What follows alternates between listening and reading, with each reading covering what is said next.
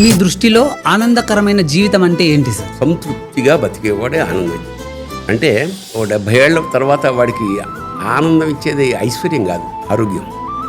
నువ్వు ఆరోగ్యంగా ఉంటేనే ఆనందంగా ఉండగలవు. నేను బ్రహ్మానందం ఇద్దరం కలిసి ఒక చోటకి వెళ్ళాం. ఓ పురోహితుడు జనరల్గా మమ్మల్ని చూడగానే రండి సార్ అని అన్ని మానేస్తారు. మానలా, ఆయన చేస్తున్నాడు. ఇప్పుడన్నా అభిషేకం చేస్తారంటే ఇప్పుడు కష్టం అండి, ఇది అయిపోయింది, రేపు రండి అన్నాడు. మర్నాడు వచ్చాం, చేశాడు, డబ్బులు ఇచ్చాం.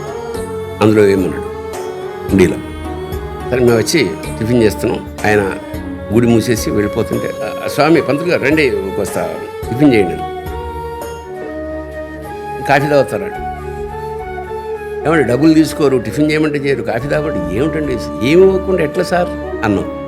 ఏమండి నాకు 1 ఎకరం పొలం ఉంది, 1 ఆవు ఉంది, ఈశ్వరుడు ఉంది, ఇంకా నాకేం కావాలి సార్? నేను తర్వాత రాశాను, మేము ఇద్దరం నడుచుకుంటూ వెళుతున్నాం, మా అహంకారాలు 2 బూడిద కుప్పల్లాగా అక్కడ పడ్డాయి అని రాశాను.